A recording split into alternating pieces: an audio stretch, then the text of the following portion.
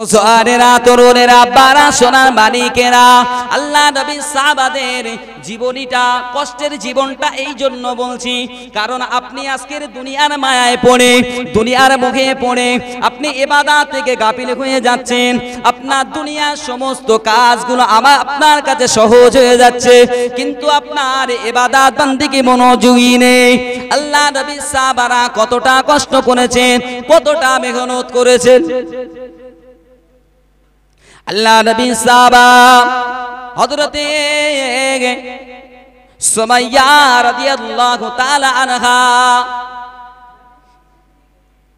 ওনার স্বামীর নাম ছিল ইয়াসির। দুজনে মিলে যখন ইসলামটা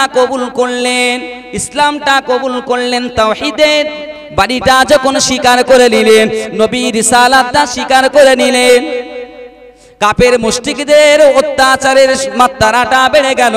একদিন আল্লাহ রাসূল সাল্লাল্লাহু আলাইহি ওয়াসাল্লাম রাস্তা দিয়ে হেঁটে যাচ্ছেন, দেখতে পায় সুমাইয়া রাদিয়াল্লাহু তাআলা আনহা তার স্বামী সহ তাদেরকে গরম বালুর উপরে দাঁড় করানো আছে, দাঁড় করিয়ে দেওয়া হয়েছে।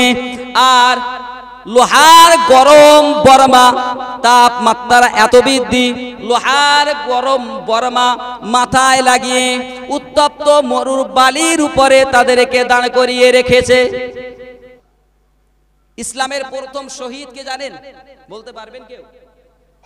ইসলামের ইতিহাসে সর্বপ্রথম শহীদ কে ছিলেন?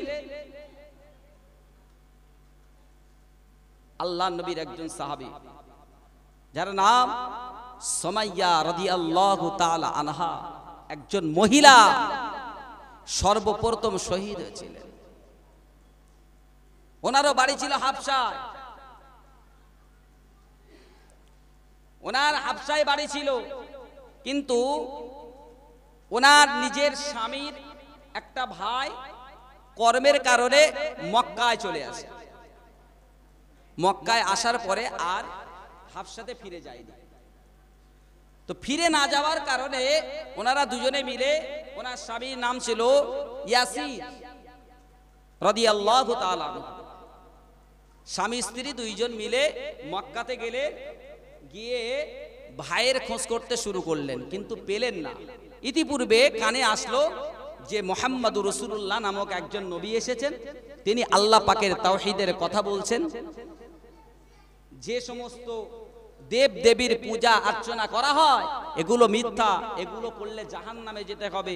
যখন তাওহীদের বাণী শুনলেন, ওই সময় মনটা গলে গেল।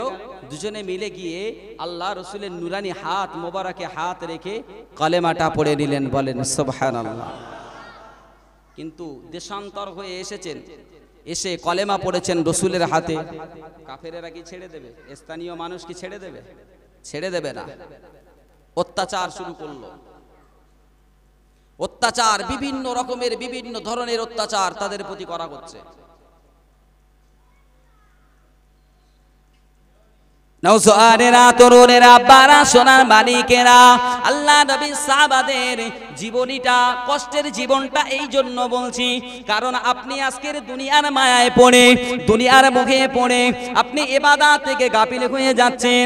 আপনার দুনিয়ার সমস্ত কাজগুলো আপনার কাছে সহজ হয়ে যাচ্ছে, কিন্তু আপনার ইবাদত বান্দিকে মনোযোগী নেই।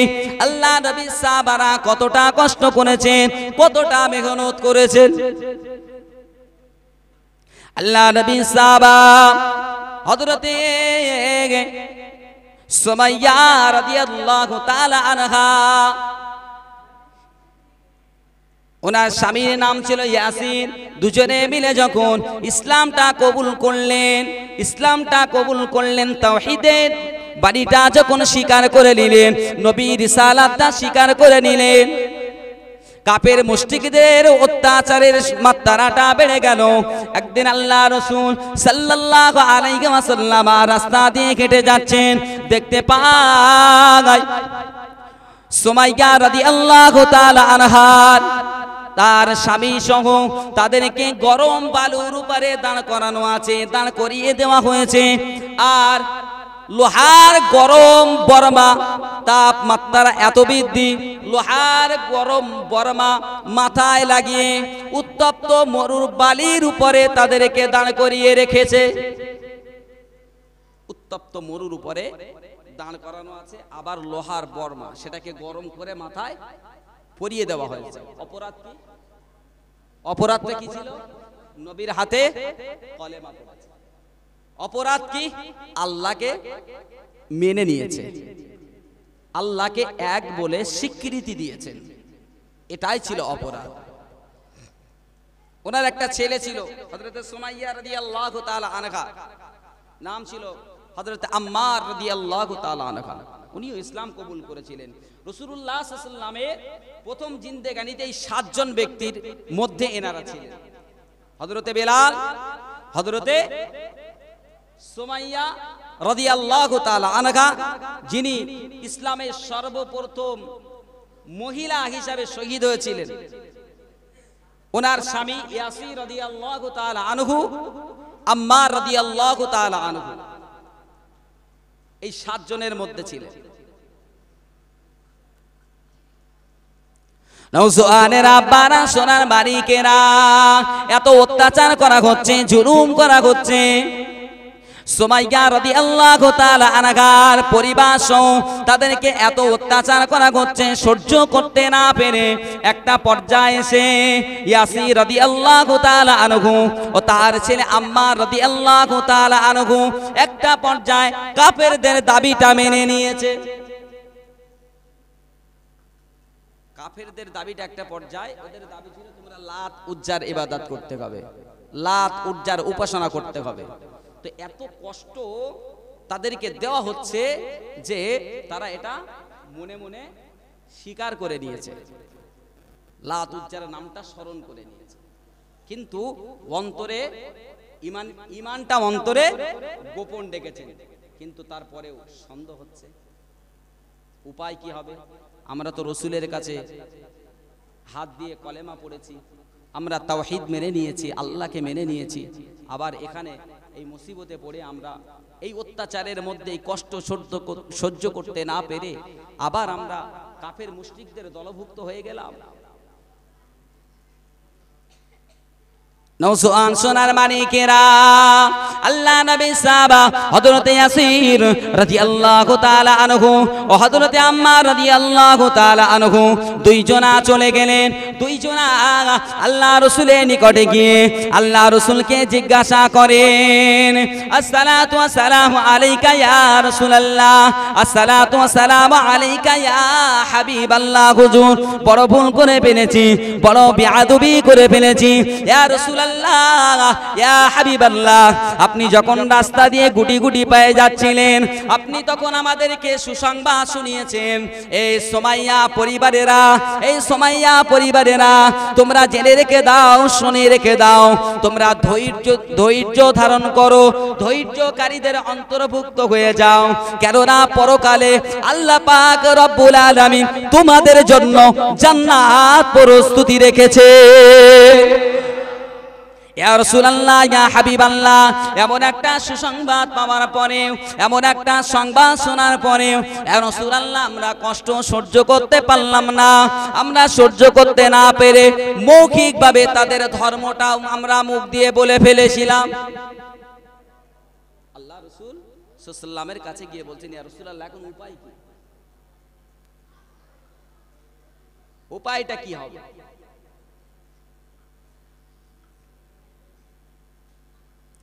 আল্লাহ নবী হাবিবুল্লাহ মুস্তাফা রবি আমার জানান, ইয়া মা সাবারা, ইয়া মা সাবিরা, আল্লাহ পাক কোরআনুল কারীমের মধ্যে জানিয়ে দিয়েছে, যদি কেউ ইসলামটা কবুল করে নেয়, আল্লাহর একত্ববাদটা মেনে নেয়, নবীর রিসালাতটা মেনে নেয়, আবার যদি কিছু সময় পরে যে প্রকাশ্যে সে ইসলাম থেকে খারিজ হয়ে যায়, অন্য কোন ধর্মকে মেনে নেয়, স্বীকার করে, তাহলে আল্লাহ পাক তাদের জন্য কঠিন আযাবের ব্যবস্থা করেছে। কথাটা শোনার পরে হযরত ইয়াসির ও আম্মার রাদিয়াল্লাহু তাআলা আনহু একদম স্তব্ধ হয়ে গেলেন।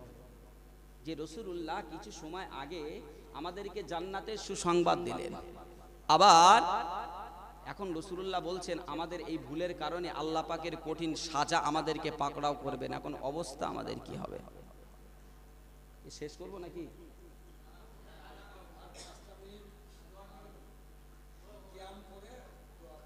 আচ্ছা আচ্ছা, না সময় নেই, লম্বা কথা। যাই বাহক, আল্লাহ রাসূল সাল্লাল্লাহু আলাইহি ওয়াসাল্লাম যখন বললেন তখন মনটা বড় খারাপ হয়ে গেল। কিন্তু রাসূলুল্লাহর আয়াতের শেষ অংশটা এখনো শোনাননি। নওজোয়ানেরা, বারা, তরুণেরা, সোনার মানিকেরা, আল্লাহ নবী হাবিবুল্লাহ মুস্তাফা আরবি আমার জানিয়ে দেয়, ওয়া মা সাবা ইয়াসির ওয়া মা সাবা আম্মার রাদিয়াল্লাহু তাআলা আনহু। চিন্তা করো না বাবা, চিন্তা করো না, কেননা তোমরা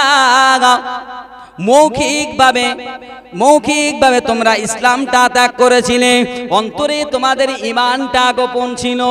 এই ব্যক্তিদের জন্য, এই ধরনের ব্যক্তিদের জন্য আমার আল্লাহ পাক কোনো শাস্তির ব্যবস্থা করেননি।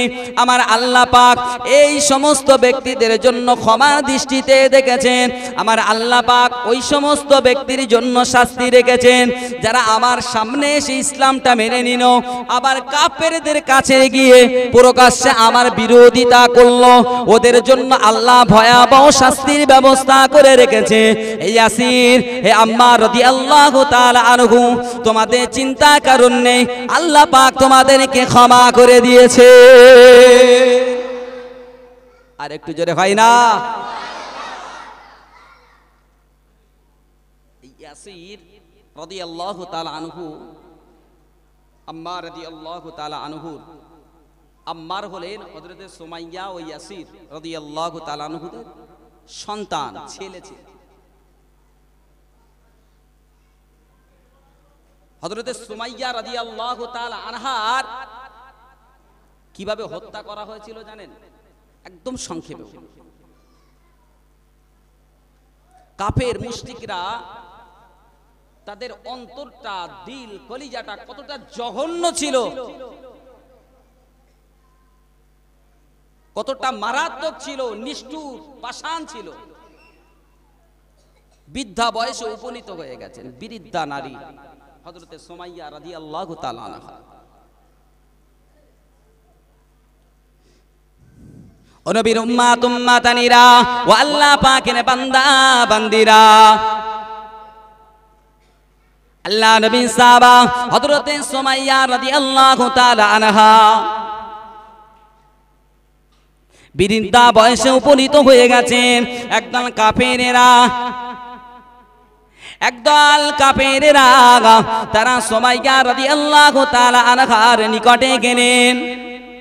মুহাম্মাদুর রাসূলুল্লাহ সাল্লাল্লাহু আলাইহি ওয়াসাল্লামের ধর্মকে ত্যাগ করার জন্য আবেদন করলো, বিভিন্ন ধরনের কথাবার্তা বলতে শুরু করলো।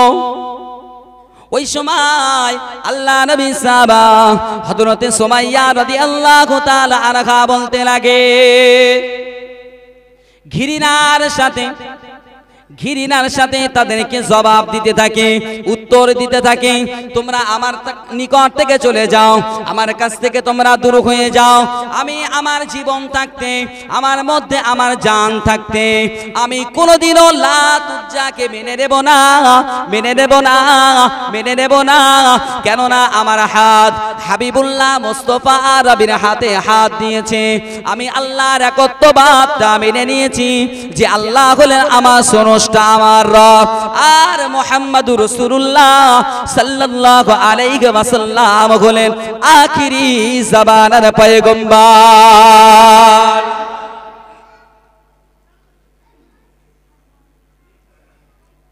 ও সোনার বাড়িকেরা, নবীর উম্মাত উম্মাতানিরা, এমন কথাটা যখন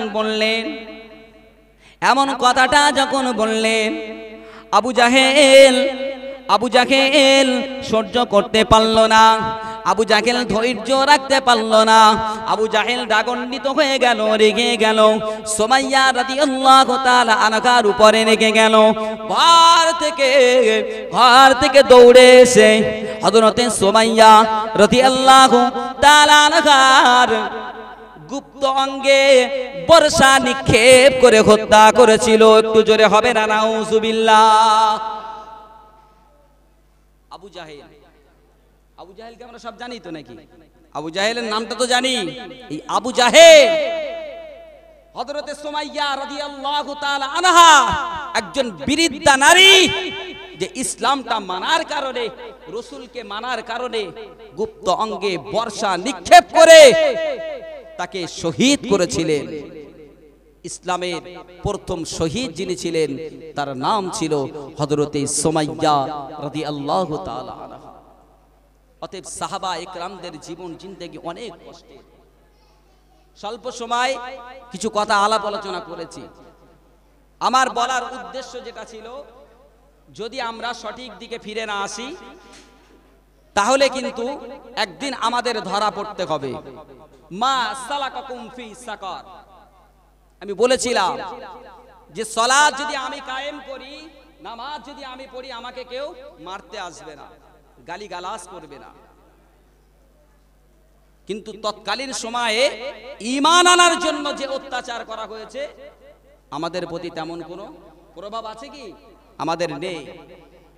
কিয়ামতের ময়দানে, মাহশারের দিনে যারা দুনিয়ার জমিনে নামাজ পড়ে না, যারা সালাত ছেড়ে দেয়, ইচ্ছাকৃত ত্যাগ করে, কিয়ামতের ময়দানে এদের স্থান হবে সাকার নামক একটা জাহান্নাম আছে।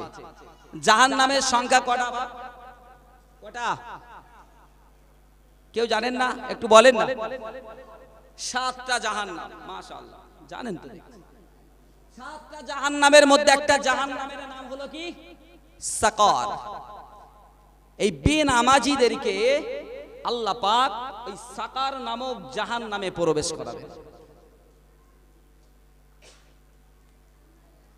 নওজোয়ানেরা, সোনার মানিকেরা, আব্বারা, আপনি যে নামাজটা ছেড়ে দিচ্ছেন, আপনি যে সালাতটা ছেড়ে দিচ্ছেন, আপনি যে নামাজটা দুনিয়ার কারণে, সন্তানাদের কারণে আপনি দুনিয়ার মায়ায় পড়ে, মোহে পড়ে সালাতটা ছেড়ে দিচ্ছেন, কিয়ামতের ময়দানে এই সালাতের জন্য আপনি জাহান্নামে যাবেন, এই সালাতের জন্য জাহান্নামী হবে, এটা আপনার মুখ দিয়েই স্বীকারোক্তি নেবেন।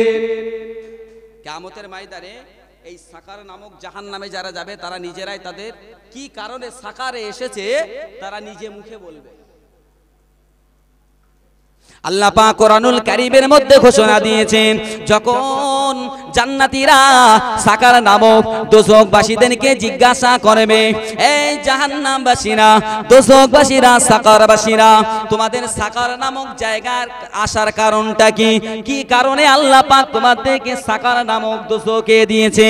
ওই সময় ওই সমস্ত জাহান্নামীরা উত্তর দেবে, ওই সমস্ত জাহান্নামীরা জবাব দেবে, দুনিয়ার জমিনে আমরা সালাত আদায় করতাম না, দুনিয়ার জমিনে আমরা নামাজ আদায় করতাম না, দুনিয়ার জমিনে আমরা এতিম মিসকিনদেরকে খাওয়াতাম না, খানা খাওয়াতাম না, দুনিয়ার জমিনে আমরা পরকাল দিবসকে পছন্দ করতাম না। ওই কারণে আল্লাহ পাক আমাদের প্রতি খুশি হয়ে, অরাজি হয়ে, রাগান্বিত হয়ে আমার আল্লাহ পাক সাকার নামক দোজখে আমাদেরকে স্থান দিয়েছে। কোরআনে তার জবাবটা, তারা যে জবাব দেবে, এই ঘটনা যে ঘটবে, সেটা আল্লাহ আগাম কোরআনে জানিয়েছেন। এখন আপনি চিন্তা করেন যে আপনি কোন রাস্তায় যাবেন। চিন্তা ভাবনাটা আল্লাহ, আপনার আল্লাহ পাকের হিদায়াত, আল্লাহর হাতে হিদায়াত আছে, দুনিয়ার কোনো মানুষের হাতে না। আমি চাইলে আপনাকে হিদায়াত করতে পারবো না, আমি চাইলে আপনাকে সঠিক পথ ধরাতে পারবো না, যদি আমার আল্লাহ না চান। আমার আল্লাহ যদি চান তবেই হবে। তবে হ্যাঁ, কোন মানুষ এমনি এমনি হিদায়াত হয় না। যদি আপনি চান আমি সঠিক রাস্তায় ফিরে আসব, আল্লাহ পাকের রহম আপনার প্রতি আসবে, আল্লাহ পাক আপনাকে হিদায়াত নসিব করবেন। বলেন সুবহানাল্লাহ। আর আপনি যেভাবে আছেন, যদি এইভাবে আপনি মনে করেন যে আল্লাহ হেদায়েত করলে আমি হেদায়েত হব, আল্লাহ পাকের অতটা অভাব পড়েছে? আমরা যদি এই পশ্চিম নারায়ণপুরে যত মানুষ আছে, আমরা যদি টোটালে কেউ না সেজদা দিই আল্লাহর কি অভাব পড়ে যাবে? অভাব পড়ে যাবে? আল্লাহর কোনো অভাব পড়বে না। টোটাল পশ্চিম বাংলার মানুষ যদি সেজদা বন্ধ করে দেয়, অভাব পড়ে যাবে? যখন মানুষ নামাজ ছেড়ে দেয়, শয়তান তখন হাসে। শেষ করব, শয়তান তখন হাসে। আমার আম্মা জান ও বোনেরা, সকলকে বলি, সালাতের দিকে আসেন, নামাজ পড়েন। ইন্না সালাতা তানহা আনিল ফাহশাই ওয়াল মুনকার। সালাতে আসবেন, নামাজ পড়বেন।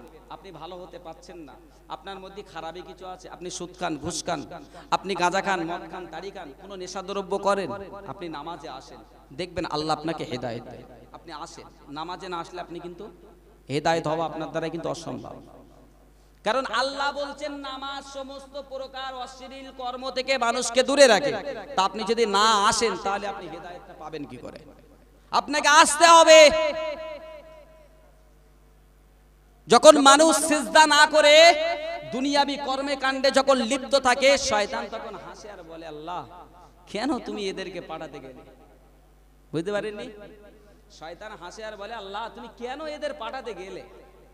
এদেরই কারণে তুমি আমাকে আজাজিল থেকে, মুআল্লিমুল মালাইকা থেকে ইবলিসে পরিণত করলে। এদের কারণে, এই তোমার বান্দার জন্য, এই বান্দীদের জন্য। আর আজকে তাদের অবস্থা দেখো, আল্লাহ তোমার হাল দেখো। টোটাল পৃথিবীতে এমন কোন জায়গা ছিল না যে আমি আজাজিল আমার সিজদা ছিল না।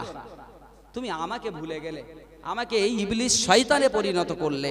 আর যাদেরকে তুমি খলিফা নিযুক্ত করলে, ভালো মনে করে আপনার ইবাদত করবে মনে করে দুনিয়ায় পাঠালে, তারা তোমার ইবাদত ছেড়ে দিয়ে গান বাজনা, ফোন, যাত্রা, থিয়েটার নিয়ে তারা ব্যস্ত পড়ে আছে। তুমি ফালতু ফালতু আমাকে দোষারোপ করলে। অতএব শয়তানও হাসে আপনাকে দেখে, আমাকে দেখে, যখন আমরা নামাজ ইচ্ছাকৃতভাবে ত্যাগ করে দিই। তাই বলি আমার বাপ, বিশেষ করে আমার যুবক ভাইদেরকে, সোনার মালিকদেরকে বলবো, খবরদার আপনারা নামাজ ত্যাগ করেন না ভাই। সময় চলে যাবে, এই সময় আর পাবেন না। আজকের যে সময়টা বসে আছি, যে দুটো কথা শুনছি, এই সময়টা আমরা যে আর পাবো, এই আশা আমাদের করা যায় না। আশা হয়তো করতে পারবো, কিন্তু গ্যারান্টি থাকবে না। আমরা নাও থাকতে পারি, আমরা নাও থাকতে পারি। এই সুযোগ হয়তো আমাদের কাছে আসবে না। বেঁচে থাকলেও হয়তো কোনো কারণে আসতে পারবো না, অ্যাটেন্ড করতে পারবো না। আমার আম্মা জানেরা আছেন, পর্দা নাসিনা বোনেরা, আমি আমার মায়েদেরকে বলবো, আপনারা পর্দা নাসিনা হন। আল্লাহ পাক কোরআনুল কারীমের মধ্যে ঘোষণা দিয়েছেন, অকরনা ফি বুয়ুতিকুন্না ওয়ালা তাবাররাজনা তাবাররুজাল জাহিলিয়াতিল উলা।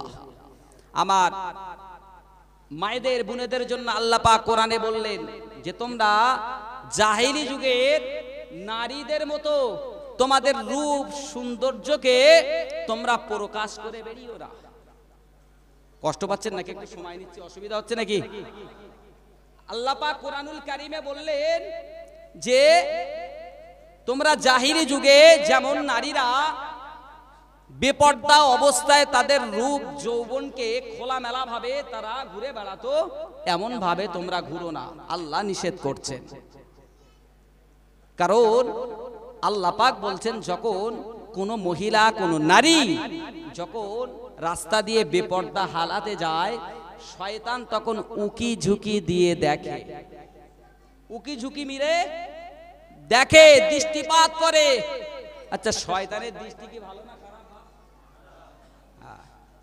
আর যদি মনে করেন না আপনার জন্য উপকারী, আমার মায়েদের বোনেদের বলি, যদি মনে করেন যে না রূপ সৌন্দর্য দেখিয়ে যাব রাস্তাঘাটে, শয়তান উকি ঝুঁকি দেবে, এটা আমার জন্য উপকার হবে, তাহলে আপনি যান, সমস্যা নেই। আর যদি মনে করেন যে না এটা আমার জন্য ক্ষতিকর, আপনি নামাজ পড়বেন, রোজা রাখবেন, হজ করবেন, যাকাত দেবেন, কিন্তু আপনি পর্দা করবেন না, আপনার সালাত, আপনার ইবাদতগুলো বেকার হয়ে যাবে। আমার মায়েদের জন্য বলছি, আমাদের দায়িত্ব আমাদের ঘরের স্ত্রী যারা আছে, মা আছে, মেয়ে আছে, বোন আছে, তাদেরকে পর্দাশীল বানানো, পর্দার মধ্যে রাখা।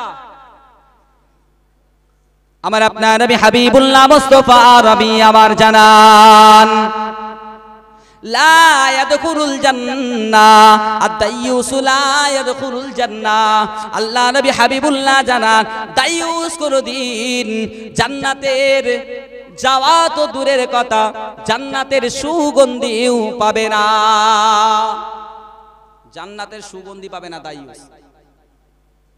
জান্নাতের একটা ঘেরান আছে তো, খুশবু আছে তো, সেই খুশবুটা দাইয়ুসের নাকে যাবে না। দাইয়ুসটা কারা? আচ্ছা, দাইয়ুস কোন মহিলা কি? দাইয়ুস কিন্তু কোন মহিলা না।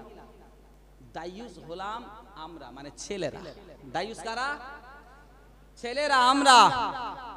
আমার ঘরের স্ত্রীকে আমি পর্দাশীল বানাতে পারছি না, মানে আমি দাইয়ুস। বুঝতে পেরেছেন কি বলেছি? আমার ঘরের স্ত্রীকে আমি পর্দাশীল বানাতে পারছি না, মানে আমি কি? দাইয়ুস। আমার ঘরের মেয়েকে আমি পর্দাশীল বানাতে পারছি না, মানে আমি কি? দাইয়ুস। আমার মাকে, আমার বোনকে পর্দাশীল বানাতে পারছি না, মানে আমি দাইয়ুস। দাইয়ুস কোনদিন জান্নাতের সুঘেরান পাবে না। অতএব আমাদের দায়িত্ব, আমাদের ঘরের মা বোন যারা আছে, সন্তান আদি যাদের আছে, তাদেরকে পর্দাশীল বানানো। যদি পর্দাশীল না বানাতে পারি তাহলে কিন্তু এই কারণে আমাদেরকে জাহান্নামে যেতে হবে। আমার মায়েদেরকে বলবো, আমার বোনেদেরকে বলবো, আপনি নিশ্চয়ই চাবেন না যে আপনার ভাই, আপনি নিশ্চয়ই চাবেন না আপনার স্বামী, আপনি নিশ্চয়ই চাবেন না আপনার স্ত্রী আপনার কারণে জাহান্নামী হয়ে যায়। আপনি কোনোদিন চাইবেন না, এটা আশা করি, কারণ আপনি একজন মুসলমান ঘরের সন্তান। আপনি কেন চাইবেন? আপনি পর্দাশীল হন, আপনি ঘরের বাইরে যান, কিন্তু পর্দা করে যান, আপনার শরীরটা আবৃত করেন। নওজোয়ানেরা, তরুণেরা, আব্বারা, সোনার মালিকেরা, আল্লাহ নবী হাবিবুল্লাহ মুস্তাফা রবি আম্মা জান, আম্মা জান আমেনা, আম্মা জান আমেনার আম্মা জান, মানে আমার নবীর নানি জান, আমার নবীর আম্মা জানকে দোকানে পাঠিয়েছেন, বাজারে পাঠিয়েছেন। আম্মা জান আমেনা বাজারে গিয়েছেন, কিন্তু বাজারে যাওয়ার পরে কিছু যুবক ছেলেরা, কিছু নওজোয়ান তরুণ যুবকেরা আম্মা জান আমেনাকে দেখে বলতে লাগে যে মেয়েটা তো খুব সুন্দর দেখতে, খুব ভালো দেখতে। এই কথাটা যখন বলেছে আম্মা জান আমেনার কানে, যখন কথাটা এসেছে, আম্মা জান আমেনা বাজার করা বাদ দিয়ে, দোকানের মাল নেওয়া বাদ দিয়ে দৌড়ে দৌড়ে বাড়িতে চলে গিয়েছে। কি আম্মা জানকে জানায়, আম্মা জান আমি আর কোনোদিন বাজারে যাব না, আমি আর কোনোদিন দোকানে যাব না, মার্কেটে যাব না। আম্মা জান জিজ্ঞাসা করে কেন যাবে না মা, কি হয়েছে? তোমার আব্বা তো ব্যবসার কারণে বাইরে থাকে, তুমি বাড়ি রয়েছো, তোমাকে তো একটু যেতে হবে বাইরে ঘাটে। ওই সময় আম্মা জান আমেনা বলেছিল, ও মা আমি যাব না, যেতে পারি, একটা শর্ত আছে, যদি এমন কোন পোশাক আমাকে দিতে পারো, এমন কোন পোশাক যদি আমাকে এনে দিতে পারো, যে পোশাকটা আমি পরিধান করলে সমাজের কোন মানুষ, সমাজের কোন যুবক, কোন বেটা ছেলে, কোন পুরুষ মানুষ আমার দেহটা দেখতে পাবে না, এমন পোশাক যদি আমাকে এনে দিতে পারো তাহলে আমি বাজারে যেতে পারি। একটু সুবহানাল্লাহ বলতে ইচ্ছা করে না? বুঝতে পারছেন? আম্মা জান আমেনা মানে আমার আপনার নবীর আম্মা জান, তা কথা। আর আমাদের ঘরের মায়েরা দামি শাড়িটা বাক্সে তুলে রেখে দেয়। এটা কি হবে? ব্যবহার হবে কখন? যখন কুটুম বাড়ি যাবে, যখন শপিং মলে যাবে। কি ভুল বলছি নাকি? কিন্তু শরিয়াতের হুকুম অনুযায়ী, বিধান অনুযায়ী রূপ সৌন্দর্য দেখানোর যদি প্রয়োজন হয় স্বামীর সামনে দেখাও, ঘরে দেখাও।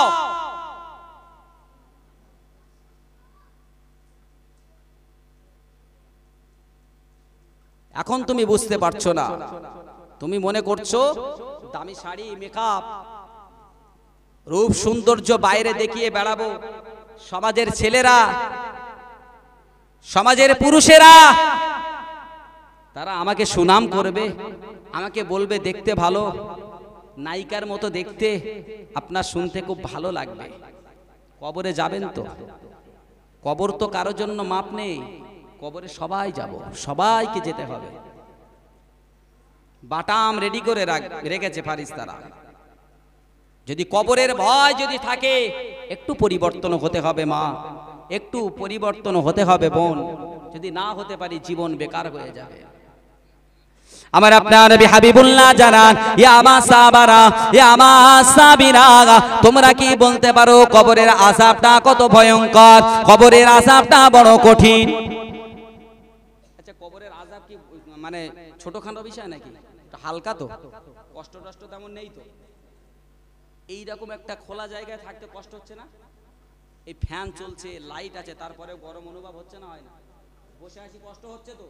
আরে বলে না, অসুবিধা কি আছে?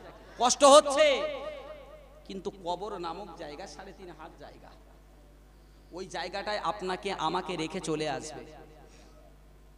ওই জায়গাটায় আমাকে আপনাকে রেখে চলে আসবে। ওই কবরে কোনো লাইট থাকবে? একটা ডুম ফিট করে দেওয়া যায় না?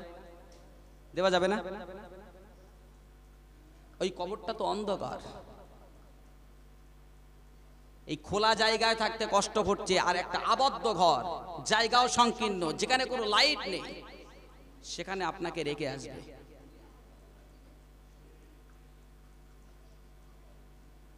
নওজোয়ানেরা, তরুণেরা, আল্লাহ নবী যখন জিজ্ঞাসা করলেন, সাহাবায়ে কেরামেরা বলতে লাগে, ইয়া রাসূলুল্লাহ, ইয়া হাবিবাল্লাহ, আমাদের থেকে তো আপনি ভালো জানেন।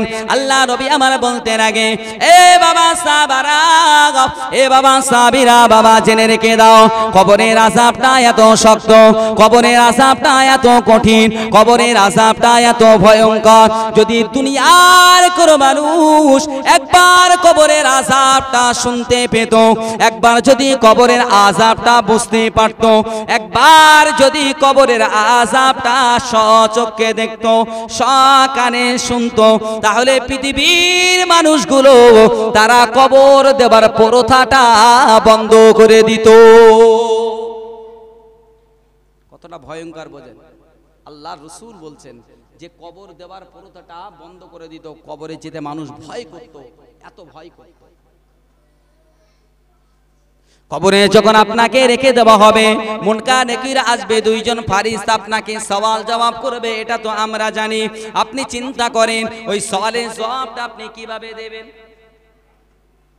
50 বছর হায়াত পেয়েছেন, 60 বছর হায়াত পেয়েছেন, মান রব্বুকা মান দীনুকা আমান নবিয়ুকা, আপনি এর জবাবটা তৈরি করলেন, উত্তরটা তৈরি করলেন, প্রতিদিন পাঠ করলেন, কিন্তু আপনি সালাত আদায় করলেন না, আপনি নামাজ কায়েম করলেন না, আপনি হারাম হালালটা বেঁচে খেলেন না, আপনি ভাই বোনের হকটা নষ্ট করলেন, আপনি পাড়ার মানুষের, এলাকার মানুষের হক নষ্ট করলেন, মানুষের প্রতি জুলুম করলেন, অত্যাচার করলেন, আপনি শরীয়তের সীমাটা লঙ্ঘন করে দিলেন, আপনার মধ্যে রাসূলের কোনো সুন্নাত নাই, আপনি আপনার মধ্যে রাসূলের কোনো সুন্নাত আপনি জিন্দা রাখেননি। ও নওজোয়ানেরা, সোনার মানিকেরা, আপনার জন্য কি কবরের আযাবটা মাফ হবে? আরো বেরিয়ে যাবে, আরো কবরের আযাবটা বাড়িয়ে দেওয়া হবে। ও সোনার মানিকেরা, কবরের আযাবটা কত কঠিন হবে, কবরের কথাটা একটু চিন্তা করেন। একবার যদি আপনার হৃদয়ে, একবার যদি আপনার অন্তরে কবরের আযাবের ভয়টা ঢোকাতে পারেন, কবরের আযাবের ভয়টা যদি একবার ঢোকাতে পারেন, জাহান্নামের ভয়টা যদি একবার আপনার অন্তরে ঢোকাতে পারেন, পয়দা করতে পারেন, জন্ম দিতে পারেন, তাহলে দুনিয়ার সমস্ত কাজ, খারাপি কাজগুলো আপনার থেকে, আমার থেকে দূরভীত হয়ে যাবে। যদি একবার আপনার শরীর প্রকৃত এই ভয়টা জেগে ওঠে, সমস্ত খারাপি কাজ আপনার থেকে দূরে চলে যাবে। ও সোনার মানিকেরা, আম্মা জানেরা, ও আমার বোনেরা, মুরব্বিয়ানেরা, আমার নওজোয়ান তরুণ যুবক ভাইয়েরা, আমার কবরের একটা প্রান্তর পৃথিবীর শেষ প্রান্তরে চলে যাবে, আর একটা প্রান্তর পৃথিবীর আর এক প্রান্তরে চলে যাবে। গুনাহগার উম্মাতানি যারা হবে, গুনাহগার আল্লাহ পাকের বান্দা বান্দি যারা হবে, তাদের কবরে আযাব দেওয়া হবে। শাস্তি কেমন হবে? কবরের দুটো সাইড, পৃথিবীর দুই প্রান্তরে চলে যাবে, আবার দৌড়ে চলে আসবে, এমন ভাবে লাগবে, এমন ভাবে অ্যাডজাস্ট হবে, এমন ভাবে মিলিত হবে। আল্লাহ রাসূল আমার হাত দিয়ে দেখালেন, আল্লাহ রাসূল আমার হাত মোবারক দিয়ে দেখালেন যে এই পাঁজরের হাড়গুলো একে অপরের মধ্যে চলে যাবে। সহজ জিনিস নাকি? যদি মনে হয় একটু পথে ফিরে আসেন, একটু পথে ফিরে আসেন। ফেরার দরকার আছে বাপ, বলার অন্য কোনো কারণ নেই, অন্য কোনো কারণ নেই বাপ। আপনি হয়তো ভাবতে পারেন, হয়তো অনেক রকম মনে করতে পারেন, হুজুর আপনি এসেছেন, আপনার নিয়ে আসা হয়েছে, আপনাকে টাকা দেওয়া হবে, আপনার বলা কথা বলে যাচ্ছে। কসম খোদা বলছি এমন মন মানসিকতা নেই। বলছি এই কারণে, যদি কোনো রকমে কোনো কারণে আল্লাহ আপনার হেদায়েত নসিব দেয়, এতগুলো কথার মধ্যে যদি কোনো একটা আপনার অন্তর, আপনার হৃদয়টা সেট করে, আপনার অন্তরে যদি একটু আযাবের গজবের কথাটা যদি একটু জন্ম নেয়, পয়দা নেয়, আপনি যদি একটু সঠিক রাস্তায় ফিরে আসেন, এটাই উদ্দেশ্য, অন্য কিছু নয়। আল্লাহ পাক রব্বুল আলামিন আমাদের সকলকে সঠিক রাস্তায়, সরল সঠিক পথের পথিক বানিয়ে দিক। সকলে বলি আল্লাহুম্মা আমিন। সকলে উচ্চ আওয়াজে দরুদ আল্লাহুম্মা